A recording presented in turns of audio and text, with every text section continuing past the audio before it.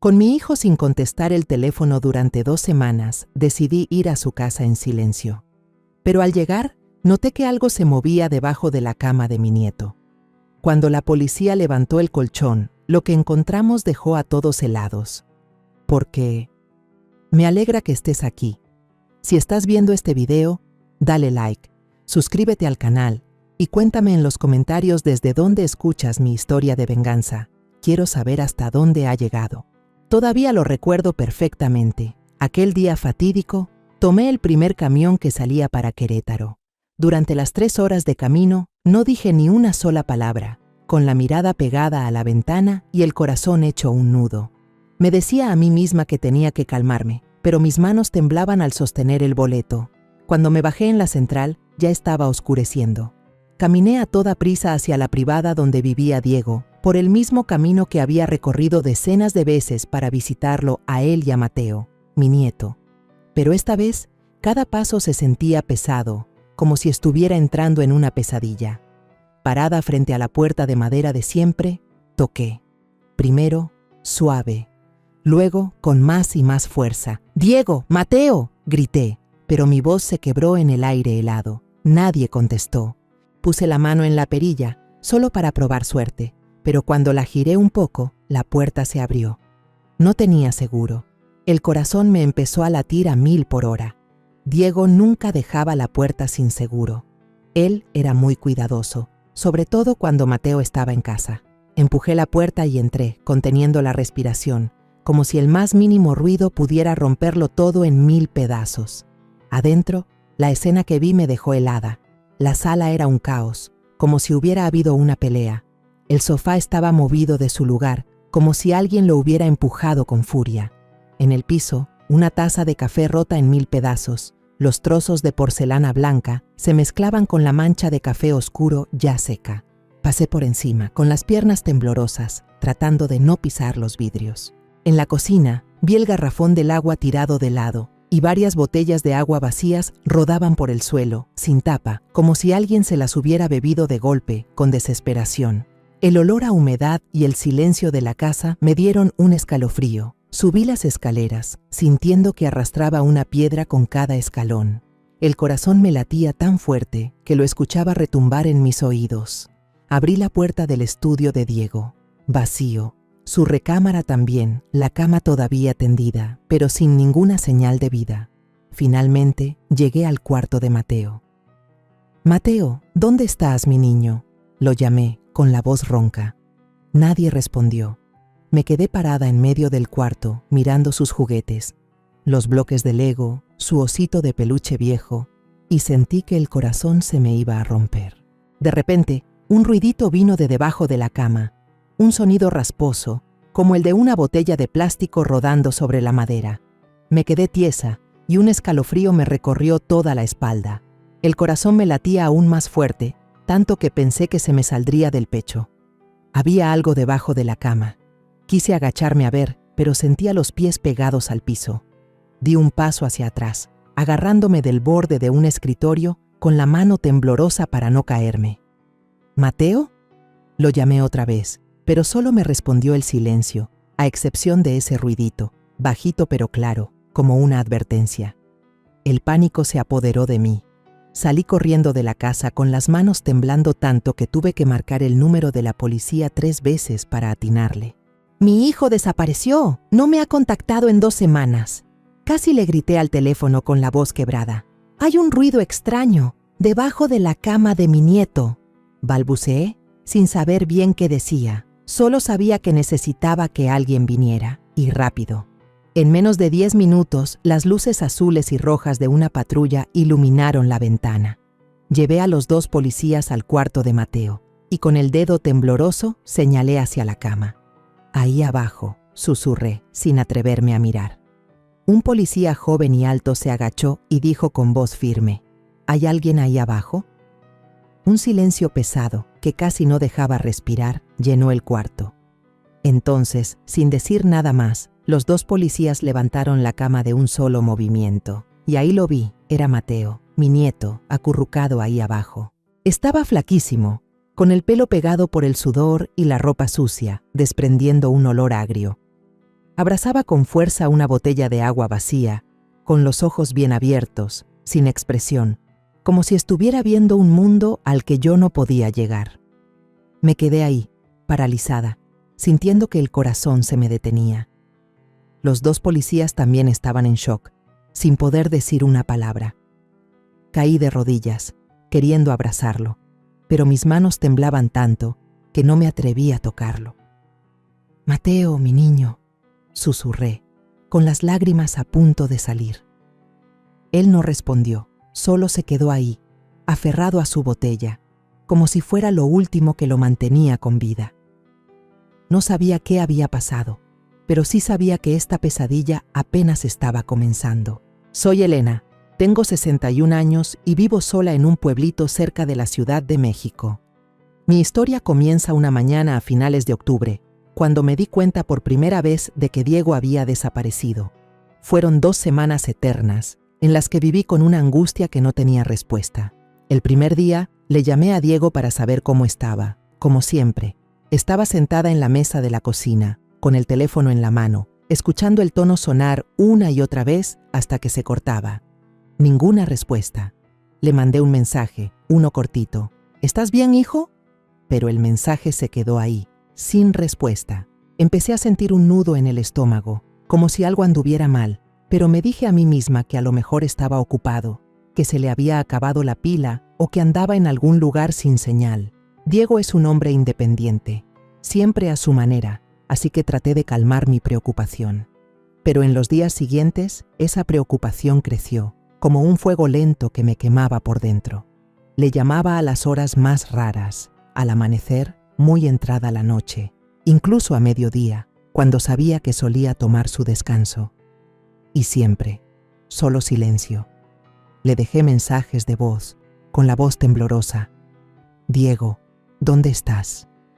Márcame, por favor, estoy muy preocupada». Pero también se perdieron en la nada, sin ninguna señal de que los hubiera escuchado. Empecé a pensar lo peor. Diego no era de los que desaparecen sin decir nada. Siempre me llamaba cada semana, me contaba de su trabajo, de Mateo, mi nieto, de los días normales de un papá y su hijo. Este silencio no era para nada como él. Para el 5.º día ya no aguantaba más. La angustia me carcomía por dentro. Intenté llamar al teléfono fijo de su casa, con la esperanza de escuchar su voz, o por lo menos la de Mateo, ese niño de 8 años que no paraba de contarme todo lo de la escuela.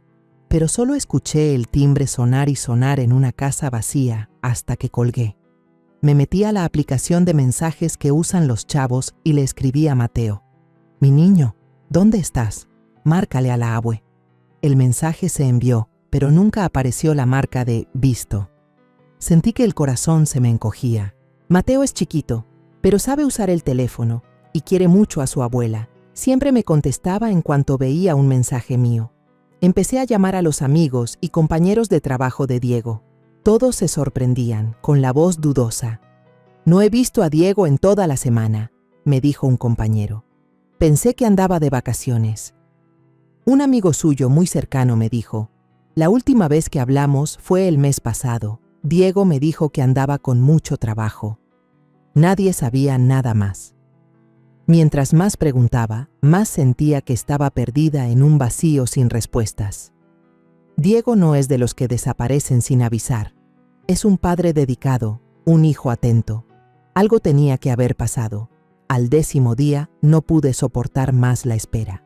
Busqué a los vecinos que vivían cerca de la casa de Diego, llamando a cada uno de los que tenía el número. Suspiraban al otro lado del teléfono, con voz apenada. Una señora mayor que vive enfrente de la casa de Diego me dijo que la semana pasada, en la noche de la tormenta, vio que la luz de la casa de Diego se prendió de repente y luego se apagó. Pensé que el muchacho nomás había prendido la luz para irse a dormir, me dijo, pero su voz temblaba, como si ella también sintiera que algo no estaba bien. Sus palabras se me clavaron en el corazón como un cuchillo. La noche de la tormenta, una luz que se prende y se apaga. Algo andaba muy mal. De eso estaba segura. Pasaron 2 semanas y todos mis esfuerzos eran en vano. Ni un mensaje, ni una llamada, ni una señal. No podía dormir. Pasaba las noches mirando el techo, imaginándome de todo. ¿Diego tuvo un accidente? ¿Lo secuestraron? ¿O simplemente se quiso ir a algún lado? Pero no. Diego nunca dejaría a Mateo. Él era su mundo entero. ¿Y Mateo, mi nieto, dónde estaba? Mientras más pensaba, más me faltaba el aire. No podía quedarme de brazos cruzados ni un minuto más. Decidí ir a la casa de Diego, y lo que encontré solo hizo que mi angustia creciera. Ahora estoy sentada en la luz tenue del cuarto de un hospital, con las manos aferradas al borde de la silla como si, al soltarla, el mundo entero se fuera a derrumbar. Mateo está acostado en la cama. Su cuerpecito casi se pierde en la sábana blanca. Un policía lo cargó en brazos desde aquella casa fría y yo, como una sombra sin alma, corrí tras ellos. Mis manos temblaban cuando lo toqué, queriendo abrazarlo, pero sin atreverme a hacerlo fuerte, por miedo a lastimarlo. Mateo no reaccionaba, ni un parpadeo, ni un suspiro. Sus manitas apretaban la botella de agua vacía, como si fuera lo último que lo aferraba a esta vida. La patrulla volaba por las calles oscuras de Querétaro, con el sonido de la sirena retumbando en la noche. Yo iba sentada junto a Mateo, echándole aire con un pedazo de papel que encontré en la casa, mientras le daba palmaditas suaves en la espalda. «Mateo, aquí está la abue», le susurraba con la voz quebrada. Pero el niño seguía como una estatua viviente, con los ojos bien abiertos, mirando a la nada. Me preguntaba, ¿qué le pasó a mi nieto? ¿Y a Diego? Esa casa hecha un desastre, la botella de agua vacía y el ruido debajo de la cama. Todo era como una pesadilla de la que no podía despertar. En el hospital, los doctores y enfermeras metieron a Mateo a urgencias de inmediato. Yo me quedé afuera, con las manos pegadas al cristal de la puerta, viéndolos moverse rápido a su alrededor. El sonido de las máquinas se mezclaba con las voces apuradas de los doctores. No hay heridas externas, desnutrición severa, deshidratación grave, señales de trauma psicológico. Cada palabra era como una puñalada en el corazón. Trauma psicológico. Mi nieto de 8 años, ese niño que siempre sonreía como el sol de la mañana, ahora estaba ahí, flaquito, como una hoja seca que podría desaparecer en cualquier momento. Un rato después, el doctor me dejó pasar. A Mateo ya le habían puesto suero, con una manguerita delgada conectada a su bracito flaco. Sus ojos seguían abiertos, pero no me miraban a mí, sino a un lugar lejano, un lugar al que yo no podía llegar. Le tomé su manita helada y lo llamé por su nombre. «Mateo, soy yo, la abue. Despierta, por favor, dime algo». Pero el niño no respondió, ni siquiera parpadeó. Me senté a su lado en la cama y las lágrimas empezaron a caer. Recordé los días en que Mateo era chiquito, cuando corría por mi patio, riéndose a carcajadas, pidiéndome que le contara historias de cuando yo era joven en la Ciudad de México. Ahora, esa sonrisa había desaparecido, y en su lugar había un silencio que daba miedo, como si mi nieto hubiera encerrado su alma bajo llave. La policía también llegó al hospital, con sus libretas y sus preguntas. Un oficial joven, de aspecto serio, se sentó a mi lado. «Señora Elena, ¿podría decirnos cuándo fue la última vez que tuvo contacto con el señor Diego?» Negué con la cabeza, con un nudo en la garganta. «Ya pasaron 2 semanas», dije, con la voz temblorosa. Le llamé, le mandé mensajes, hice de todo, pero nada. Diego nunca haría algo así, siempre me llamaba, por lo menos una vez a la semana.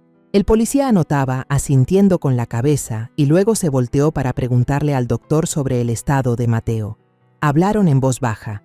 La víctima no presenta lesiones letales, pero está en un estado de shock postraumático severo. Al escuchar esas palabras, sentí como si una piedra me aplastara el pecho. Shock postraumático. ¿Qué tuvo que vivir Mateo para terminar así? Quería exigir respuestas, pero el policía solo anotaba y me dijo, «Vamos a abrir un expediente por desaparición. ¿Podría acompañarnos a la delegación para dar su declaración completa?» Negué con la cabeza, casi suplicando, «Déjenme quedarme con mi nieto. No puedo dejarlo solo en este momento». Asintieron, aceptando, pero sus miradas estaban llenas de preocupación, como si ellos también sintieran la sombra oscura que se cernía sobre mi familia. Esa noche, me quedé sentada junto a la cama, viendo a Mateo temblar mientras dormía a ratos. Abrazaba con fuerza la botella de agua vacía, incluso dormido, como si tuviera miedo de que alguien se la quitara. El sudor le corría por la frente, mojando la almohada.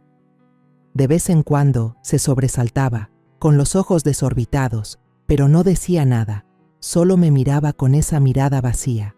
Le sequé la frente con una toallita, con la mano temblorosa. «La abue está aquí contigo», le susurré, aunque sabía que no me escuchaba. La doctora vino a revisarlo, una mujer de mediana edad con una mirada dulce. Puso su mano en mi hombro y me dijo con voz suave: «Señora Elena, el niño necesita tiempo. Pasó por un shock muy grande. Tenga paciencia, ya verá que nos contará lo que pasó». Asentí, pero por dentro sentía una pesadez terrible. ¿Paciencia? ¿Cómo podía tener paciencia cuando Diego seguía desaparecido, cuando Mateo estaba aquí, como una sombra de sí mismo? Pasé toda la noche sentada, tomándole la mano a Mateo, escuchando su respiración débil. Recordé la última vez que hablé con Diego por teléfono. Su voz sonaba cansada, pero aún así trató de reír. «Mamá, estoy bien. Es solo que el trabajo ha estado un poco pesado. No me di cuenta de qué tan pesado era. No le pregunté más. Ahora me culpaba a mí misma. Si hubiera puesto más atención, si le hubiera llamado antes, ¿las cosas serían diferentes?». Pasaron 2 días, y yo no me moví de la cama de Mateo, como si al quitarle los ojos de encima, el niño fuera a desaparecer. Mateo seguía ahí, chiquito y frágil, con sus manitas flacas abrazando un oso de peluche que le regaló una enfermera. Intenté darle de comer un poco de caldo, cucharada por cucharada, acercándosela a la boca, esperando que comiera algo. «Come, Mateo, mi niño, para que te pongas fuerte y te vayas a casa con la abue», le susurraba, con la voz temblorosa. Pero el niño apenas tragaba un par de cucharadas y luego apretaba la boca, con la mirada fija en el techo. Todas las noches eran iguales. Mateo tenía pesadillas. A veces se sentaba de golpe en la cama, con la boca abierta como si quisiera gritar, pero no le salía ningún sonido. Lo abrazaba, lo mecía, le cantaba bajito la canción de cuna que le cantaba a Diego cuando era bebé. Pero Mateo solo temblaba, con el sudor empapándole la frente. Le secaba la frente, con la mano temblando tanto que se me caía la toallita. Le pedí a una psicóloga que viniera, una mujer joven con una voz muy dulce. Se sentó junto a Mateo, le tomó la mano y le hizo preguntas suaves. «Mateo, ¿quieres contarme algo de tu papá? O de cualquier cosa que hayas visto». Pero el niño solo abrazaba más fuerte su oso de peluche, con la mirada en el piso, sin decir una palabra. Yo estaba a un lado, con el corazón en un puño. «¿Volverá a hablar, doctora?», le pregunté, casi suplicando. La psicóloga me miró con compasión. «Señora Elena, él necesita tiempo. El shock fue demasiado grande para un niño, pero estoy segura de que se abrirá, solo que todavía no es el momento». Asentí, pero por dentro no podía estar tranquila. ¿Tiempo? No sabía cuánto tiempo me quedaba para esperar, con Diego desaparecido y cada día que pasaba siendo una tortura de angustia y dolor. En la mañana del tercer día, le estaba limpiando la carita a Mateo, pasándole con cuidado una toallita húmeda por sus mejillas flaquitas. Traté de sonreír y le empecé a contar una historia vieja de Diego, de cuando era niño y rompió un jarrón mío y trató de pegarlo con cinta adhesiva. «Tu papá era bien menso, Mateo», le dije con voz suave, «pero te quería más que a nada en el mundo». Mateo no respondió, pero vi que sus deditos apretaron el oso de peluche, como si se estuviera aferrando a algo. Iba a seguir contándole, cuando el teléfono en mi bolsa vibró. En la pantalla apareció el número de la comandancia. El corazón me latió con fuerza. Un mal presentimiento me invadió. Contesté, con la mano temblando tanto que casi se me cae el teléfono. La voz del comandante del otro lado sonaba grave, muy diferente a su calma de siempre. «Señora Elena, necesito que se prepare. Acabamos de usar luminol para revisar de nuevo la casa del señor Diego y encontramos una cantidad muy grande de sangre en la sala. Se me taparon los oídos, como si el mundo de repente se hubiera quedado mudo. La toallita que tenía en la mano se me cayó al suelo, ya no sentía mis propias manos. «¿Sangre?», repetí con la voz quebrada. El comandante continuó. y cada palabra era como un cuchillo en el corazón. Es muy probable que estemos ante un homicidio. La escena del crimen ha sido acordonada en espera de los resultados de ADN. Apenas estaba asimilando lo que me decía, sin entender bien qué significaban sus palabras, cuando Mateo me jaló con fuerza de la manga. Me volteé y vi sus ojitos rojos, llenos de lágrimas, como si hubiera escuchado todo. Y entonces, después de tantos días en silencio, Mateo rompió a llorar, un llanto desgarrador que rompió la calma del cuarto del hospital. «Papá, está muerto», gritó, con una vocecita débil pero llena de dolor, como si su mundo entero se acabara de derrumbar.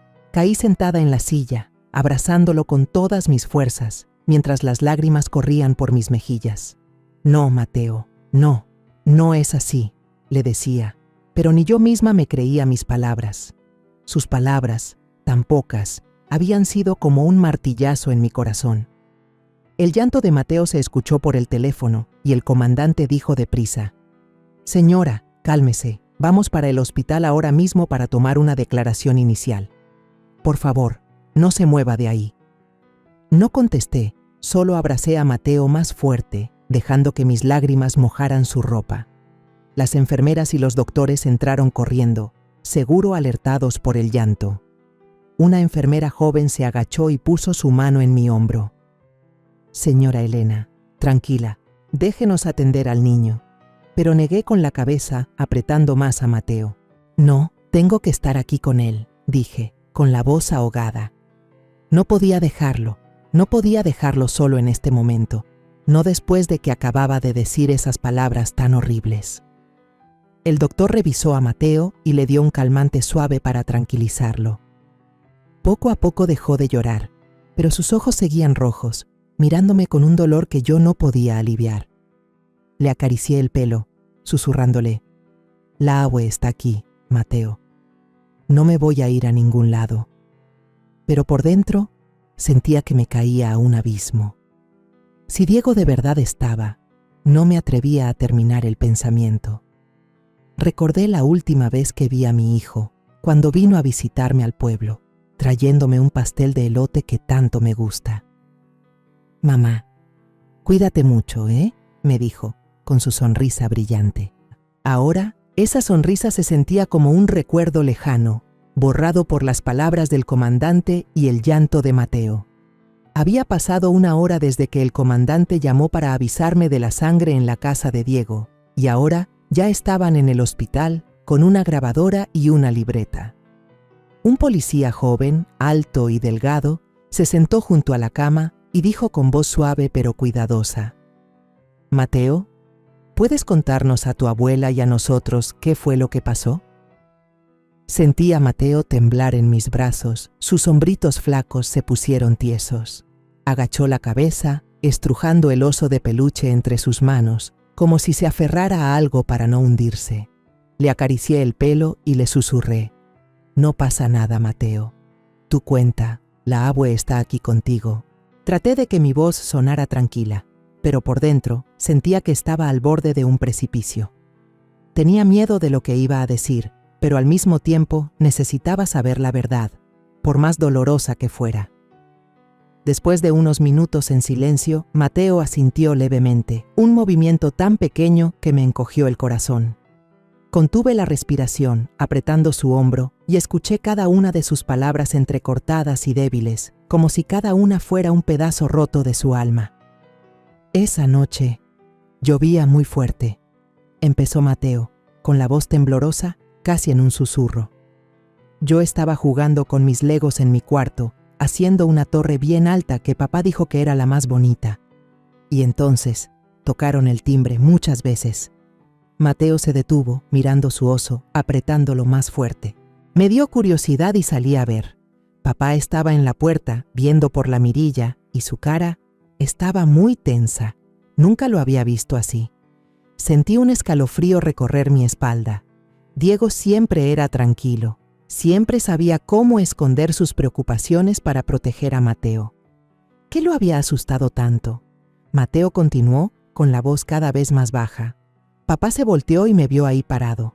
Corrió hacia mí, se agachó y me susurró: «Mateo, Métete rápido debajo de la cama. No salgas hasta que yo te llame, ¿oíste?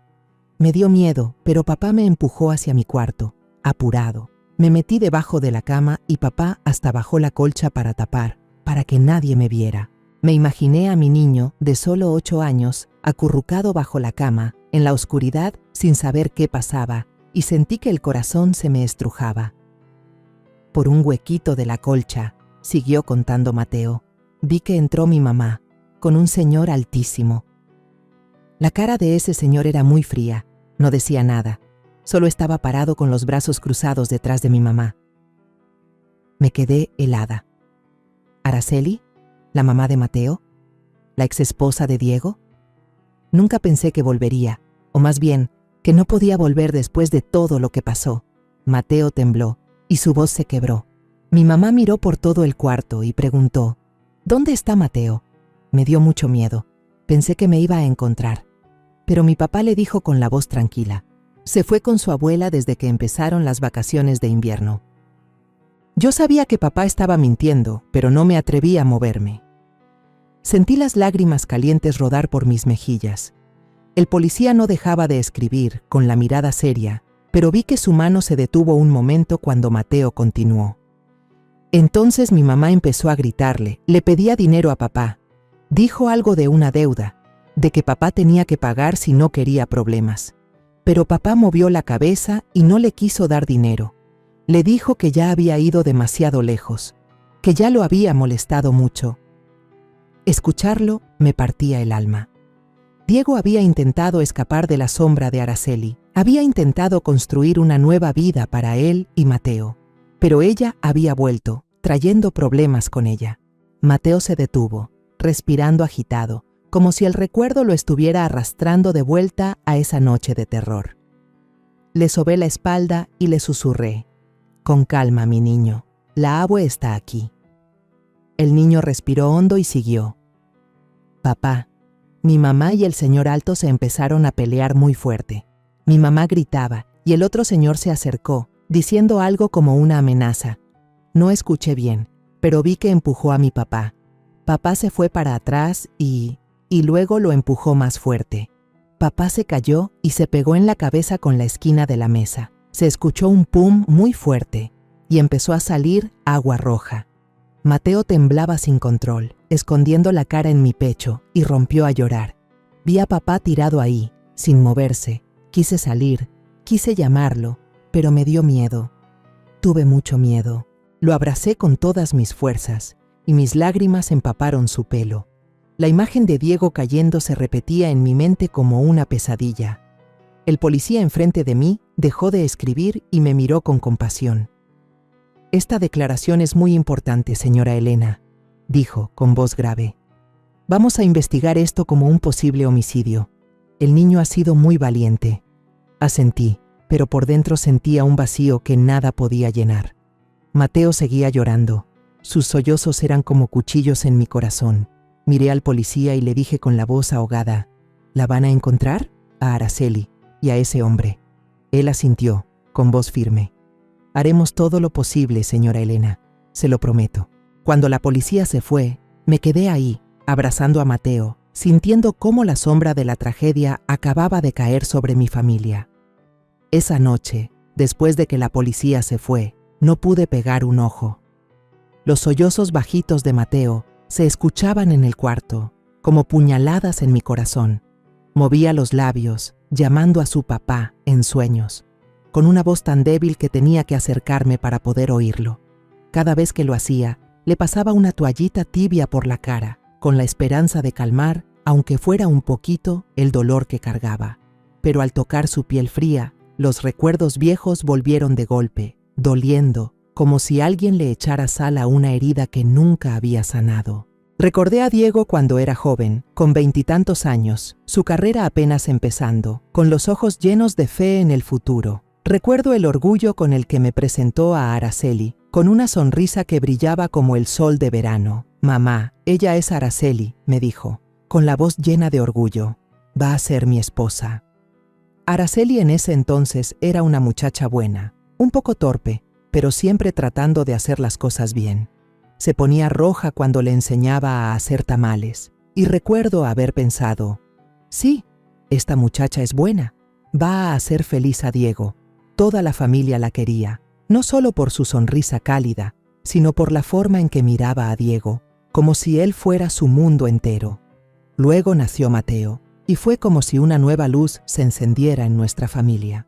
Todavía recuerdo el día que lo saqué a pasear al patio, con Mateo acurrucado en mis brazos, sus ojitos redondos mirándome, con una sonrisa de oreja a oreja. Los vecinos bromeaban. «Señora Elena, se ve hasta 10 años más joven». Yo me reía, con el corazón lleno de alegría. Diego y Araceli, en ese entonces, todavía eran felices. Venían a visitarme seguido, trayendo a Mateo y sus historias de la vida nueva. Pensé que todo sería así para siempre, que nuestra pequeña familia siempre estaría llena de risas. Pero entonces, todo empezó a romperse. Recuerdo el día que recibí una llamada de Diego. Su voz sonaba apagada, cansada. «Mamá, Araceli, se metió en problemas de juego». Me quedé helada. No podía creer que esa muchacha buena hubiera caído en algo así. La primera vez, Diego vendió en silencio el coche que tanto quería, el coche para el que había ahorrado por años, solo para pagar las deudas de su esposa. Lo vi sentado en el patio, con los ojos rojos, pero aún así trató de sonreír. «Mamá, voy a estar bien, solo quiero ayudarla».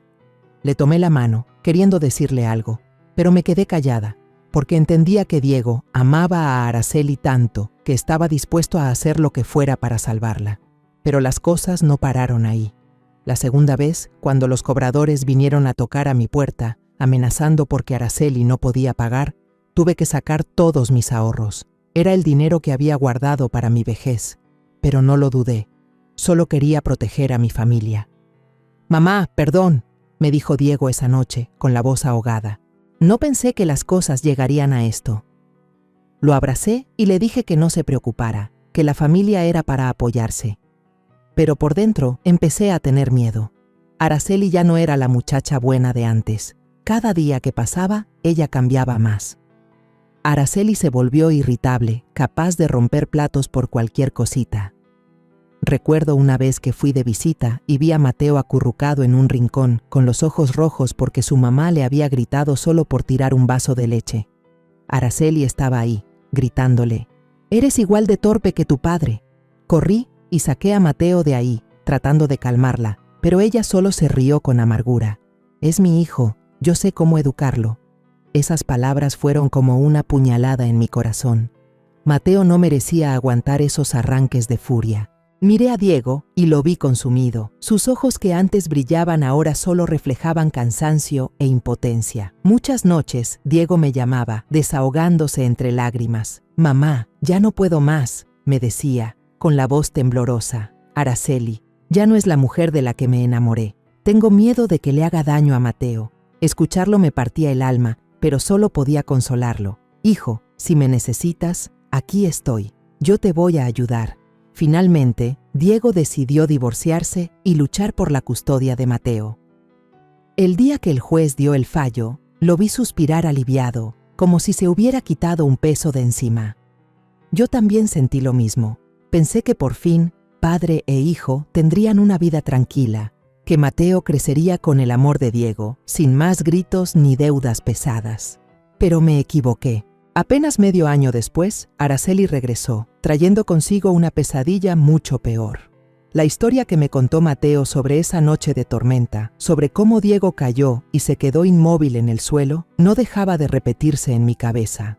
Araceli, la mujer que una vez quise como a una hija, la que fue la madre de mi nieto, se había convertido en una extraña, una persona cruel. Sentada en la oscuridad del cuarto del hospital, miré a Mateo dormir y lo oí sollozar, sus labios todavía moviéndose para llamar a su papá. Me hice una promesa a mí misma. «Diego, voy a hacer que se haga justicia por ti. Voy a proteger a Mateo, sin importar lo que cueste». A la mañana siguiente, el sol entraba por la ventana del hospital, pero no lograba quitar el frío que sentía por dentro. Me senté junto a Mateo, viéndolo dormir profundamente después del calmante. Su carita pequeña se veía más tranquila, pero la marca del dolor seguía ahí, imposible de borrar. El teléfono vibró. Era una llamada de la comandancia. El comandante, con voz grave pero firme, me dijo: «Señora Elena, tenemos información nueva. ¿Podría venir a la delegación ahora mismo?». Asentí, aunque él no podía verme, y le susurré a Mateo: «La abue sale un ratito, pórtate bien, la enfermera te va a cuidar». Le encargué a mi nieto a la joven enfermera, a quien ya conocía de estos días, y salí deprisa del hospital, con la mente hecha un lío. En el camino a la delegación, iba en el camión, mirando por la ventana sin ver nada más que la imagen de Diego cayendo en la historia de Mateo. Apreté mi rebozo entre las manos, tratando de aguantar las lágrimas. Cuando entré a la sala de juntas de la comandancia, el comandante, un hombre de mediana edad con una mirada penetrante, ya me estaba esperando. Desplegó un mapa grande sobre la mesa y señaló varios puntos marcados en rojo alrededor de la casa de Diego. «Tenemos una nueva pista», dijo, con voz segura. La cámara de seguridad de un vecino grabó una camioneta sospechosa justo la noche de la tormenta. Contuve la respiración, el corazón me latía con fuerza mientras él ponía el video en la pantalla. La imagen era borrosa y temblaba por la mala calidad, pero aún así vi claramente una camioneta oscura estacionada frente a la casa de Diego. Bajo la luz débil de la calle, distinguí la forma de algo largo cubierto con una lona en la parte de atrás. Minutos después, esta camioneta se fue, continuó el comandante, señalando otro video. No se ven bien las placas, están borrosas, pero el modelo coincide con el que usa una banda de prestamistas de por aquí. Apreté los puños, las uñas se me clavaban en las palmas. La historia de Mateo volvió a mi mente. Araceli y el hombre extraño, envolviendo a Diego en una cobija, arrastrándolo fuera de la casa. Esa cosa larga en la camioneta. No me atrevía a pensar más, pero el dolor era como un cuchillo afilado en mi corazón. Un oficial joven que estaba a su lado agregó: «Ya revisamos las grabaciones de las cámaras de tránsito cercanas. La camioneta aparece en un par de puntos, pero luego se le pierde el rastro en las afueras. Ya estamos coordinando con las patrullas para buscarla». Asentí, pero sentía que la cabeza me daba vueltas. «¿Están seguros de que esa camioneta tiene algo que ver?», pregunté, con la voz temblorosa. El comandante me miró, con los ojos llenos de determinación. «Es una prueba indirecta, pero muy importante, señora Elena. No vamos a dejar pasar ninguna pista». Sentí un rayito de esperanza, pero al mismo tiempo, el miedo de lo que pudieran encontrar me dejaba sin aire. Después de la junta, el comandante me propuso volver con ellos a la casa de Diego. Dudé. No quería enfrentar ese lugar otra vez, pero sabía que no podía huir. Cuando llegamos, la cinta amarilla de la policía seguía bloqueando la puerta, como un recordatorio de la pesadilla que había ocurrido. Los peritos estaban trabajando adentro, recogiendo muestras con cuidado, tomando fotos de la escena. Me quedé parada en el porche, con la mirada fija en la mancha de café seca en el piso de la sala, donde apenas unos días antes había entrado y encontrado todo destrozado. Esa mancha de café, junto con los pedazos de la taza, era como una cicatriz que nunca sanaría en mi mente. De repente, una vecina mayor, doña Rosa, se acercó, apoyándose en su bastón, y me susurró como si tuviera miedo de que alguien la escuchara: «Elena, la noche de la lluvia, escuché una pelea muy fuerte en casa de Diego. Gritos, ruidos de muebles moviéndose. Quise llamar a la policía, pero me dio miedo de meterme en problemas». La señora agachó la cabeza, con la mirada llena de culpa. Le tomé la mano y le dije con la voz ahogada: «Gracias por decírmelo. ¿Puede contárselo ahora a la policía?». Doña Rosa asintió, y la llevé con el oficial joven. Él anotó todo con cuidado, le dio las gracias y prometió investigar más. Vi a doña Rosa alejarse, con el corazón pesado. Me culpé a mí misma, preguntándome si yo hubiera llegado antes, si las cosas habrían sido diferentes. Antes de irnos, el comandante me dio una palmada suave en el hombro y me dijo en voz baja: «Vamos a encontrar esa camioneta, señora Elena. Tenga confianza». Asentí, pero por dentro no sabía si me quedaban fuerzas para tener esperanza. Salí de la casa. El sol pegaba fuerte, pero mi corazón estaba nublado, como a punto de llover. Unos días después de escuchar la terrible historia de Mateo, recibí una llamada de la comandancia. La voz del comandante sonaba grave como siempre, pero con un toque de prisa. «Señora Elena, encontramos la dirección de la vecindad donde vivía Araceli. ¿Quiere venir con nosotros?» Miré a Mateo, que estaba sentado en la cama del hospital, abrazando su oso de peluche y viendo por la ventana con la mirada perdida. No quería dejarlo, pero sabía que tenía que ir. Si había alguna pista sobre Araceli, sobre lo que le pasó a Diego, tenía que verlo con mis propios ojos. «Voy para allá», respondí, con la voz temblorosa. Le encargué de nuevo a Mateo a la enfermera joven. Le acaricié el pelo y le susurré: «La abue no tarda, Mateo. Pórtate bien, ya vuelvo». El niño asintió débilmente, pero su mirada seguía vacía, como si estuviera en un lugar al que yo no podía llegar. El callejón que llevaba a la vecindad de Araceli estaba en un rincón olvidado de Querétaro, donde las paredes desconchadas olían a humedad y a humo de coche. Caminé junto a 2 policías, con pasos pesados sobre el camino lleno de lodo. El corazón me latía con fuerza, no por el cansancio, sino por el miedo de lo que iba a encontrar. Cuando llegamos, la dueña de la vecindad, una mujer de mediana edad con cara de pocos amigos, estaba sentada en la entrada, fumándose un cigarro. En cuanto vio a los policías, suspiró fastidiada, como si ya estuviera acostumbrada a estos problemas. «¿La tal Araceli?», dijo con voz de fastidio. «Esa se fue hace como 2 semanas, entregó el cuarto y se largó». Sus palabras fueron como un golpe en el pecho. Hace 2 semanas, exactamente cuando Diego desapareció, cuando su casa se convirtió en una escena de caos. Me quedé helada, apretando mi rebozo para mantener la calma. El policía joven, el alto y delgado, preguntó: «¿Cuando se fue, llevaba muchas cosas?». La dueña asintió, apagando el cigarro en un cenicero. «Sí, una maletota. Se veía con mucha prisa, como si estuviera huyendo de algo. Hasta contrató a un tipo para que la llevara en la noche. No dijo nada más que para pagar. Justo cuando nos íbamos a ir, un hombre desconocido apareció al principio del callejón. Tenía una apariencia ruda, con una chamarra de cuero gastada y la cara llena de cicatrices. Se acercó y le preguntó a la dueña con voz ronca: «¿Sigue aquí Araceli? Me urge verla». El comandante lo detuvo de inmediato, con una mirada fría como el hielo. «¿Usted quién es? ¿Qué tiene que ver con la señora Araceli?». El hombre tartamudeó, claramente sorprendido, e intentó hacerse para atrás, pero el oficial joven lo sujetó. Después de un momento de nerviosismo, suspiró con voz molesta: «Soy Ramón, su prestamista. Araceli me debe un dineral. Me juró que en 2 semanas me pagaba todo, pero ahora ni sus luces». Los policías y yo nos miramos. Nadie dijo nada, pero sabía que todos estábamos pensando lo mismo. El momento en que Araceli huyó, el momento en que Diego desapareció y ahora la promesa de una gran cantidad de dinero, todo encajaba de una manera aterradora. El oficial joven murmuró, como preguntándose a sí mismo: ¿por qué estaría tan segura de que tendría una gran cantidad de dinero en 2 semanas si antes estaba tan necesitada que tuvo que buscar a su exesposo? Esa pregunta fue como un cuchillo en mi corazón. Un mal presentimiento creció dentro de mí, frío y cruel, haciéndome temblar. Había algo más oscuro detrás de todo esto, y temía que la verdad fuera aún más dolorosa de lo que ya había imaginado. Esa noche me senté junto a la cama de Mateo.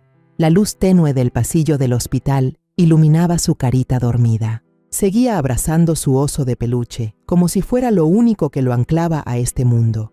Le tomé la mano, sintiendo el calor débil de sus deditos flacos, y traté de calmarme. Pero entonces, como un relámpago en la oscuridad, un recuerdo vago apareció en mi mente, haciendo que mi corazón se acelerara. Hace muchos años, cuando Diego y Araceli todavía eran felices, Diego me presumió muy contento un seguro de vida que había comprado.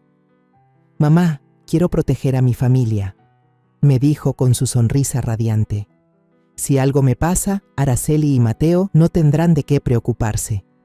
La única beneficiaria en ese entonces era Araceli, y ahora, al pensarlo, me di cuenta de que Diego nunca mencionó haber cambiado el nombre de la beneficiaria después de divorciarse. Ese recuerdo fue como una puñalada en mi corazón. Araceli, Con su deuda enorme y su desesperación, ¿habría puesto sus ojos en Diego por el dinero del seguro?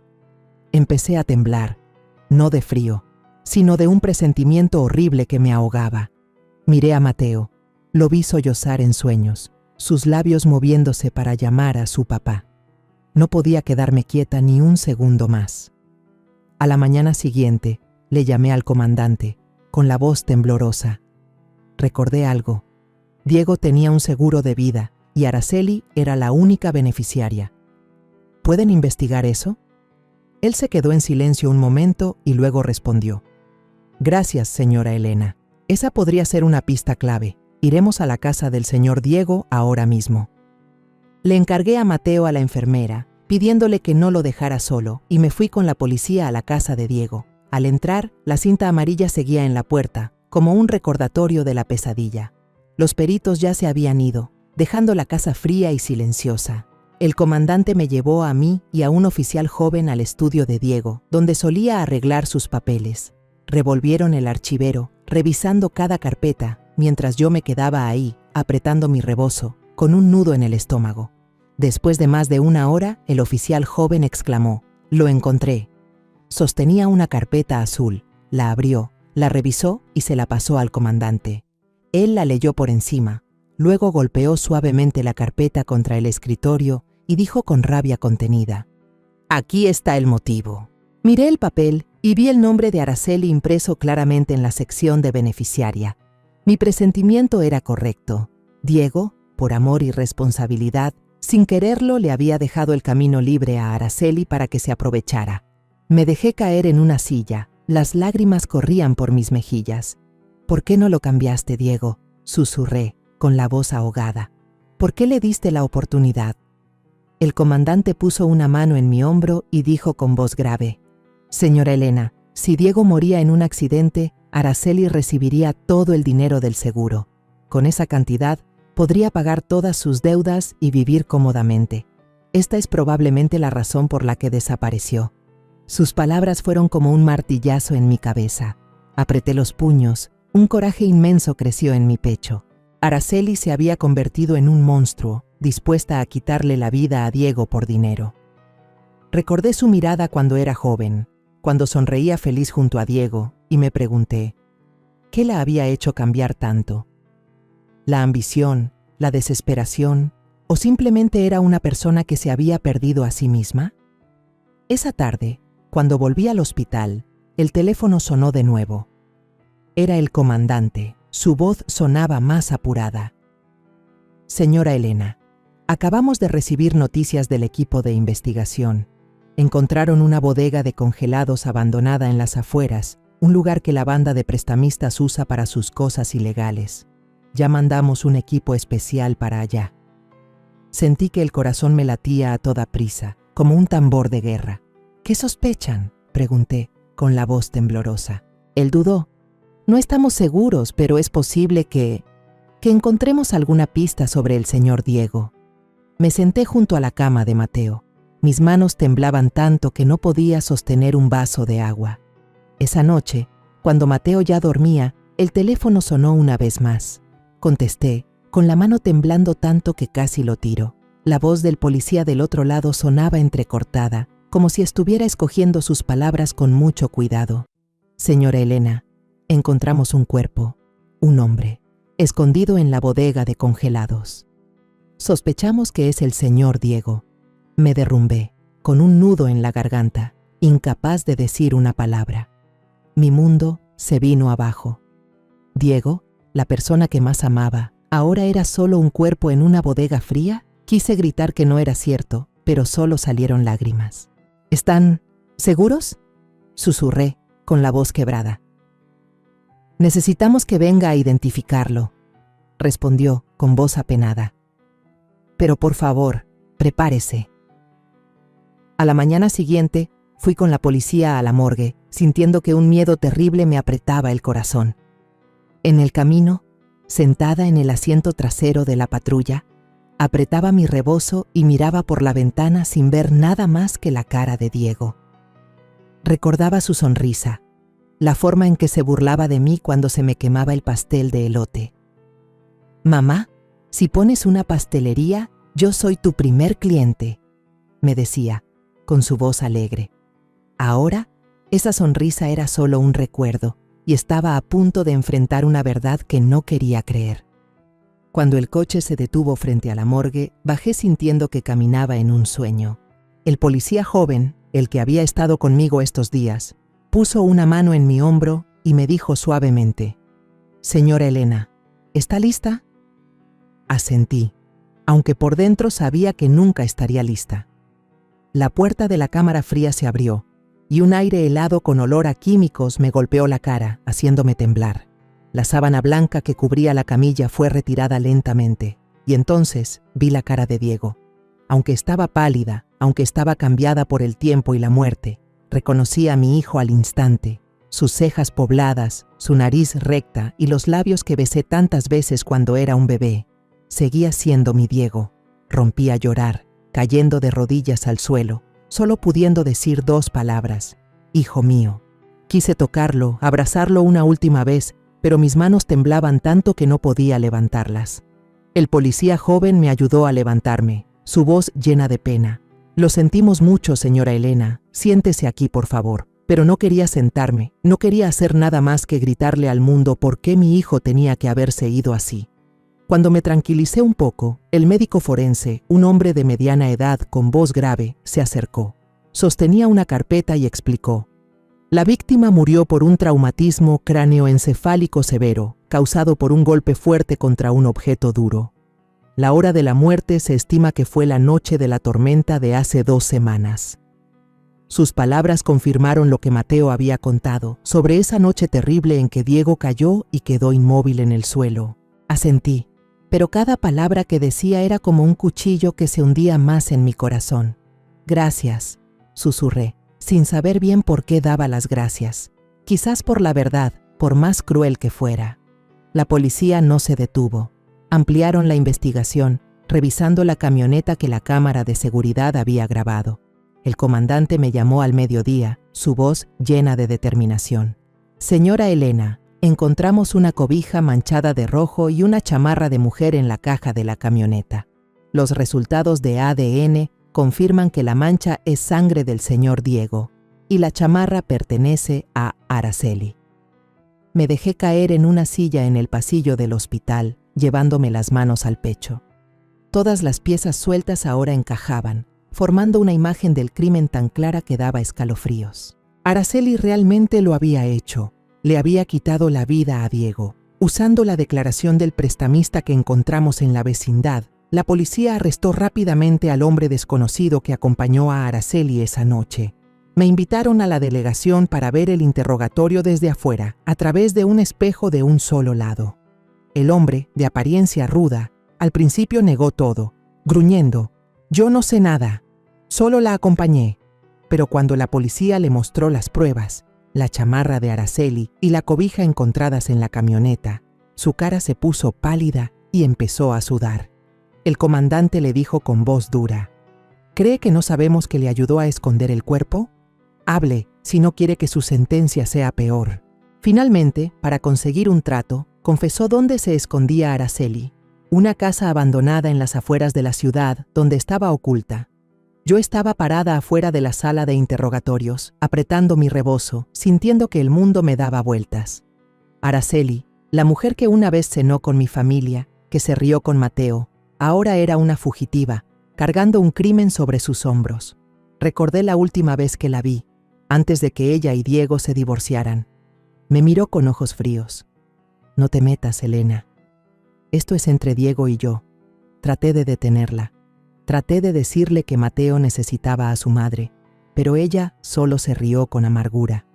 Ahora, esa risa volvía a mi mente como una advertencia que ignoré. Unos días después de identificar el cuerpo de Diego, recibí la noticia de que la policía había arrestado a Araceli. La atraparon en una pequeña papelería, tratando de falsificar documentos para huir de Querétaro. El comandante me llamó. Su voz era suave pero firme. «Señora Elena, ya la tenemos. ¿Quiere venir a la delegación?». Dudé, mirando a Mateo que estaba dibujando en la cama del hospital, todavía abrazando su oso de peluche. «No», respondí, con la voz ahogada. No quiero verla. Solo asegúrense de que no se escape. Pero al final, cuando los policías llevaban a Araceli por el pasillo de la delegación, me quedé mirando desde lejos, viendo cómo la esposaban, con la cara demacrada y el pelo revuelto. Sentí una mezcla de rabia y muy en el fondo, una extraña lástima. Araceli, la que fue mi nuera, la que fue la madre de Mateo, había destruido su propia vida y la de las personas que más amaba. El juicio se llevó a cabo en el tribunal de la ciudad, atrayendo la atención de la prensa y la gente. Me senté en la primera fila, tomando fuerte la mano de Mateo, sintiendo cómo su manita temblaba en la mía. Él no quería venir, pero lo convencí suavemente. Mateo, tenemos que hacer esto por tu papá. La abue va a estar aquí contigo. Él asintió, pero sus ojos seguían llenos de miedo. La sala estaba llena. El aire se sentía pesado, como una cuerda a punto de romperse. El fiscal, un hombre alto con una voz cortante, se levantó y presentó las pruebas una por una. Puso la grabación de la declaración de Mateo, la vocecita de mi nieto temblando al contarlo de la noche de la tormenta. Escucharlo me apretó el corazón y abracé más fuerte a Mateo cuando él agachó la cabeza, escondiendo la cara en su oso. El fiscal continuó, mostrando las fotos de la cobija y la chamarra de Araceli encontradas en la camioneta. Los resultados de ADN confirman que la sangre pertenece a la víctima, el señor Diego, dijo, con voz fría. Luego proyectó las imágenes de la cámara de seguridad, la camioneta borrosa bajo la luz de la calle, llevando algo largo cubierto con una lona. Finalmente, levantó la carpeta del seguro de vida, señalando el nombre de Araceli como beneficiaria. Este fue el motivo, declaró, su voz resonando en la sala. La acusada planeó un asesinato para cobrar el dinero del seguro, pagar sus deudas y vivir cómodamente. Miré a Araceli, sentada en el banquillo de los acusados, con la cabeza gacha. Al principio, trató de mantenerse tranquila, evitando las miradas, pero a medida que se presentaban las pruebas, empezó a temblar. De repente, se levantó de un salto y gritó: «¡Yo no quise matarlo! ¡Solo quería mi dinero!». Su voz se quebró, pero nadie en la sala se conmovió. El fiscal se acercó y refutó fríamente. Si solo quería dinero, ¿por qué escondió el cuerpo? Preparó una escena falsa de un accidente y trató de cobrar un seguro de vida. Araceli se quedó sin palabras. Sus labios se movían, pero no salía ningún sonido. Se volteó hacia su cómplice, el hombre rudo que estuvo con ella esa noche, y gritó: «¡Fue él! Él empujó a Diego». El hombre se levantó de inmediato, con la cara roja de furia, y la señaló: «Tú fuiste la que planeó todo. Yo solo hice lo que me dijiste. Tú me dijiste que lo empujara, que te ayudara a esconder el cuerpo». El ambiente en la sala se puso tenso. Los murmullos de la gente sonaban como una ola. Abracé a Mateo, sintiéndolo temblar. «Abue», susurró, con una vocecita. «Todo fue mi culpa, ¿verdad?». Le acaricié el pelo, tratando de no llorar. «No fue tu culpa, Mateo. Tu mamá se equivocó y va a tener que pagar por ello». Pero por dentro sabía que esas palabras no podían sanar la herida en el alma de Mateo. Después de horas de deliberación, la jueza, una mujer con una mirada seria, se levantó para dar el veredicto. Su voz sonó clara y firme. La acusada Araceli es declarada culpable de homicidio calificado y fraude, y es sentenciada a cadena perpetua sin posibilidad de libertad condicional. El cómplice es declarado culpable de complicidad en homicidio y encubrimiento, y es sentenciado a 20 años de prisión. Cuando se leyó la sentencia, rompí a llorar, abrazando a Mateo con todas mis fuerzas. Mis lágrimas no eran solo por el dolor de haber perdido a Diego, sino también por el alivio de que la justicia, por fin, se había hecho. Mateo escondió la cara en mi pecho, llorando desconsoladamente, y yo solo pude sobarle la espalda, susurrando: «Ya pasó, mi niño, tu papá ya puede descansar en paz». Unas semanas después, decidí cerrar la casa de Diego para siempre. No podía volver a ese lugar, que antes estaba lleno de las risas de mi hijo y mi nieto, y ahora solo era un recuerdo doloroso. Me llevé a Mateo a vivir conmigo a mi pueblito cerca de la Ciudad de México. Lo inscribí en terapia psicológica, con la esperanza de que las heridas en su corazón poco a poco sanaran. Cada noche me siento a su lado y le cuento historias de Diego, de cuando era niño, de cómo siempre quería que yo estuviera orgullosa de él. Tu papá te quería muchísimo, Mateo, le digo, acariciándole el pelo. Y la abue también. Esa noche me senté junto a la ventana, con Mateo dormido en mis brazos. La luz de la luna entraba, suave como un consuelo. Miré al cielo y susurré: hijo mío, te prometo que voy a criar y a proteger a Mateo por ti. Ya se hizo justicia. Las lágrimas rodaron por mis mejillas, pero sentí un poco de paz, como si Diego estuviera en algún lugar, sonriéndome. Abracé a Mateo, sabiendo que aunque el dolor de perder a mi hijo nunca se irá, todavía lo tengo a él, y voy a pasar el resto de mi vida cuidándolo, así como Diego lo hizo. Después de todo lo que hemos pasado, de corazón quiero decirte a ti, que has seguido mi historia hasta este momento, que el amor y el cuidado por la familia nunca deben darse por sentados. Un solo descuido puede llevar a una tragedia que ya no tiene remedio. La ambición y la traición pueden convertir a tus seres queridos en extraños, pero la justicia siempre hablará si eres perseverante hasta el final. Aprendí que la verdadera fortaleza llega cuando te levantas para proteger a quienes amas, incluso en medio del dolor más profundo. Y sobre todo, la pérdida me enseñó a valorar cada segundo juntos, porque el amor de la familia es el legado más valioso que dejamos a las siguientes generaciones. La historia que acabas de escuchar ha sido modificada en nombres y lugares para proteger la identidad de los involucrados. No la contamos para juzgar, sino con la esperanza de que alguien escuche y se detenga a pensar cuántas madres están sufriendo en silencio dentro de sus propias casas. De verdad que me pregunto, si tú estuvieras en mi lugar, ¿qué harías? ¿Elegirías el silencio para mantener la paz o te atreverías a enfrentarlo todo para recuperar tu propia voz? Me gustaría saber tu opinión, porque cada historia puede convertirse en una luz que ilumine el camino de otros. Dios siempre los bendiga y estoy segura de que el valor nos llevará a días mejores. Por lo pronto, en la pantalla final te dejaré 2 de las historias favoritas del canal. Te aseguro que te sorprenderán. Gracias por haberme acompañado hasta este momento.